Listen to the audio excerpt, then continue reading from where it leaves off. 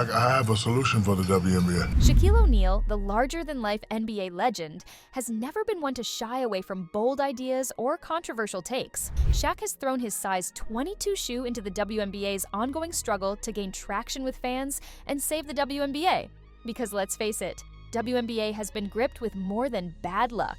With the constant drama and theatrics, the WNBA has seen a fair share of controversies. Whether it is racism, I think in my 11-year career, I've never experienced the racial comments from the Indiana Fever fan base. It's unacceptable. bullying allegations, because there was also a stat that came out a few weeks ago that said Caitlin Clark received 17% of the WNBA's flagrant fouls this season, and 80% of those flagrant fouls were committed by the Chicago Sky against Caitlin Clark. or outright cheating in the WNBA. Last night's WNBA Finals game was absolutely rigged, and there is so much proof. What a terrible way to end. The WNBA's recent year has been nothing short of a badly written horror movie, and naturally, many experts and analysts are worried about its future.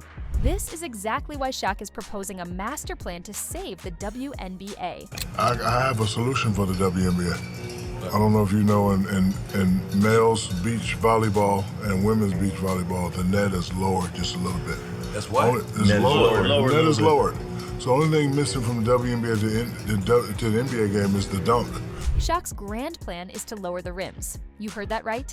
Shaq's master plan to save the WNBA involves lowering the basket height, hoping to bring high-flying dunks to women's basketball and attract more viewers. While the idea is interesting, it is like applying Band-Aid on a bullet wound, or throwing out water in a sinking boat. Why, you ask? Because compared to the mountain of issues the league faces, the height of rims are a trivial matter at hand. By saying that to Reese, because if everyone starts dunking, then it's no longer a rare thing.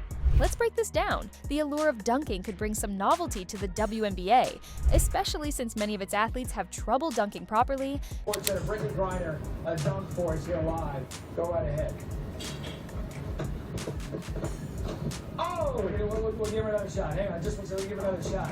I don't even think I can touch the bottom of the net. All right, give us a good one. Here it comes, Brittany Griner again. But Shaq's suggestion feels like it's missing the forest for the trees. The challenges plaguing the WNBA are much deeper than just aesthetics or highlight reel moments. Lowering the rims won't magically erase problems like bullying, abuse, inadequate refereeing, racism, or the league's overall stagnation. It's like trying to fix a sinking ship with a fresh coat of paint. So in beach volleyball, the women's net is maybe half an inch lower. You think if we just lower the rim so y'all could dunk like we dunk, that'll give y'all more oomph than you already have? Shaq's proposal isn't entirely new. He's been vocal about lowering rims for years. In fact, he even told this to Candace Parker years ago, which she denied. On the surface, it's not the worst idea. Dunks are exciting. They're one of the NBA's main attractions.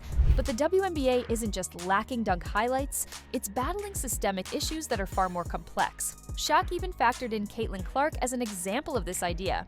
Oh my God. What you mean not supposed to? There's women that can dunk though. Why do you think people love Caitlin Clark besides her skills? She can shoot threes from logo. We never seen that before.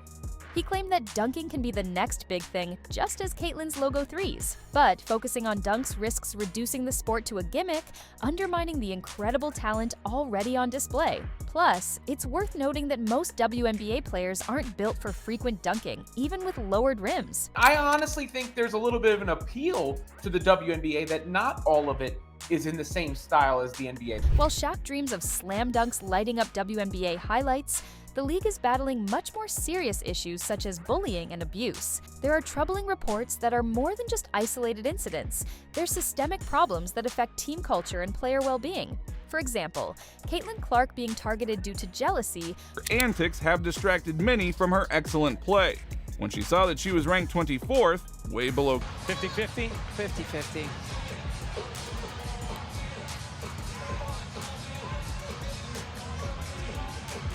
Former players like Candace Wiggins have also spoken out about being bullied for not conforming to the league's dominant identity. These toxic environments are not only harmful, but also a deterrent for future players. Then there's officiating. Inconsistent calls, questionable technicals, and overall ignorance of abuse have left fans and players frustrated. People are calling for the WNBA to review this. Many people are calling for Dejanay Carrington to be suspended for the next game. A lot of people are also saying that the WNBA needs to overhaul the referees, that they have just been absolutely awful this season. Poor refereeing in the WNBA often detracts from the overall quality of the game. Lower rims won't fix that. Then there's the infamous R-word, racism. Caitlin Clark's meteoric rise as a generational talent should have been a golden moment for the WNBA. Instead, the league failed to embrace her fully and painted a target on her back. You need to protect your superstars, and the WNBA has not done well this entire season of protecting their one superstar who brought in more eyeballs than anyone else has ever done in the league. Instead of celebrating Clark's ability to draw fans and revenue, some within the league have treated her as an outsider. Not only that, the racial tensions and identity politics within the league have created divisions that are hard to ignore. Us as black women, Paige reminds me a lot of you. Like, it's not really about me. And she knows how her privilege has gotten her to that point. And also, like, she's good at basketball, obviously. But, like, she understands her privilege and like, pushes her over the top in a sense. Speaking of Caitlin Clark, let's not forget the WNBA's missed opportunity to fully support her. She's a once-in-a-generation player who has single-handedly elevated the league's visibility. Her rookie season brought in new fans and boosted merchandise sales. Yet, instead of rallying around her, the league seemed hesitant, even antagonistic. Point that I'm really not understanding in all of this, and I feel like it's been such a pattern throughout the entire season. It feels like there are still certain people within the WNBA who want the league to grow, but they don't want it to grow if it's certain people at the face. And there is still this undertone of jealousy that for some reason I cannot get around calling it anything else but that, because I don't know what else it could be. I thought it was going to get better this season, but it hasn't. There are still people who seemingly, to me, feel like they just don't want Caitlin to be a part of it. The people that are like, the WNBA want Caitlin Clark to fail, the WNBA bad, WNBA this, it gives ammo to the anti-WNBA people. Imagine if the NBA had treated Michael Jordan with the same indifference early in his career. Clark's story is emblematic of the WNBA's inability to recognize and nurture its stars. If the league can't handle a player of her caliber, how can it expect to grow? In fact, many other leagues, such as the PRO-AM Golf, have done much more to uplift Clark than WNBA ever could. I honestly just got so triggered by Caitlin Clark's golf debut, and it is no fault of hers that I got upset. It is the fault of the WNBA, because the LPGA just did everything that the WNBA should have been doing this season. They did it all correct in literally one day. Even the Pro-Am event, which is a golf league, not a basketball league, recognized the mass appeal as well as the greatness of Caitlin Clark. And this is something which the WNBA has not done to this day. I didn't hear one thing about how her fans are toxic. I didn't hear one thing about there being too much spotlight on Caitlin Clark, and it should have maybe been on the professional golfers that are there. We didn't hear any of that. And those are the types of things that we have been hearing for the entirety of the WNBA season last season. There's immediate hesitancy. Is that a word? There's immediate hesitancy about giving Caitlin Clark. The league's failure to capitalize on players like Clark, who could be the face of women's basketball, shows a lack of foresight and adaptability, and if we are being honest, bad intentions.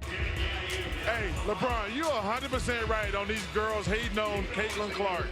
Y'all petty, girls.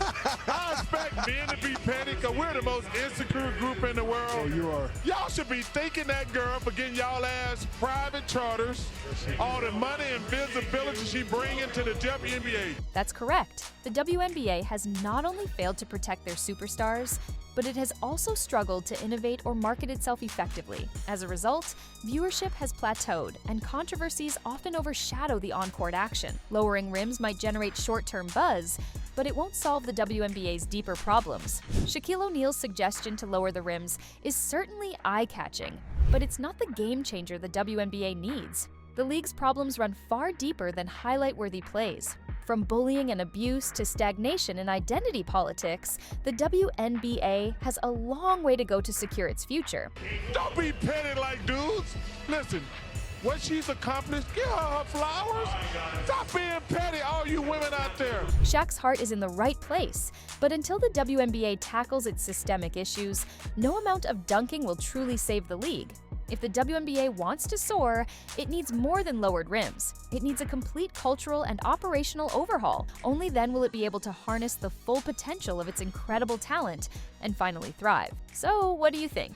Is Shaq's idea of lowering the rims any good? Tell us in the comments, and don't forget to like, share, and subscribe for more updates from the world of basketball. Thanks for watching, and we will see you in the next one.